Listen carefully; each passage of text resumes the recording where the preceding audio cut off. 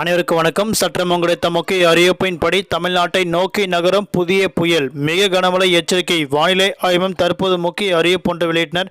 அதன்படி என்ன முக்கியமான அறிவிப்புகள், தமிழகத்தில் நாளை நாட்கள் எந்த மாவட்டங்களுக்கு மழை பெய்யக்கூடும், என்ன முக்கியமான அறிவிப்புகள் இளமை இப்போ நம்ம பிரீஃபாக பார்க்கலாம். மறக்காம ஸ்கிப் பாருங்க.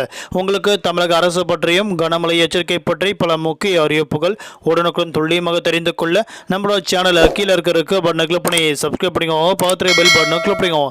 இந்த வீடியோ பிடிச்சிருந்தா லைக் பண்ணுங்க. இப்போ வாங்க வீடியோக்குள் போகலாம். தமிழகத்தில் நாளை நாட்கள் காற்றழுத்த தாழ்வு மண்டலமாக வலுப்பெறக்கூடும் என இந்திய வானிலை ஆய்வு முக்கிய எச்சரிக்கை ஒன்று கொடுக்கப்பட்டனர். அதன்படி காற்றழுத்த தாழ்வு மண்டலமாக வலுப்பெற்ற பிறகு வடமேற்கு திசையில் நகர்ந்து 48 மணி நேரத்தில் புயலாக வலுப்பெறக்கூடும் என அறிவிக்கப்பட்டனர். வங்கடலில் உருவாகும் புயல் வட தமிழ்நாடு மற்றும் தெற்கு ஆந்திராவை நோக்கி நகரும் என தனியார் வானிலை ஆய்வும் தெரிவிக்கப்பட்டுள்ளது. காற்றழுத்த தாழ்வு பகுதி மெதுவாக நகரக்கூடும் என்பதால் வட தமிழ்நாடு மற்றும் தெற்கு ஆந்திராவில் மிக கனமழை பெய்ய வாய்ப்பதாக அறிவிக்கப்பட்டனர். குறிப்பாக 48 மணி நேரத்தில் தென் தமிழகத்தில் வங்கடலில் புதிய புயல் உருவாகக்கூடும் என இந்திய வானிலை ஆய்வு முக்கிய எச்சரிக்கை ஒன்று கொடுக்கப்பட்டனர்.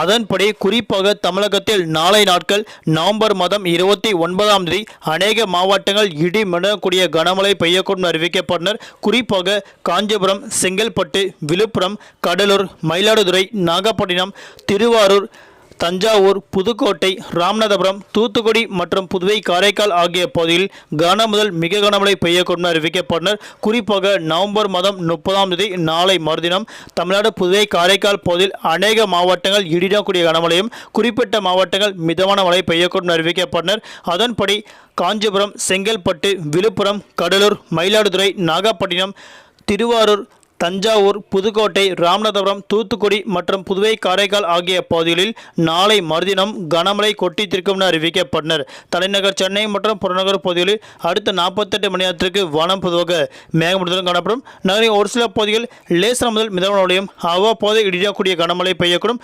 நாளை நாட்கள் மீனவர்களுக்கான எச்சரிக்கை.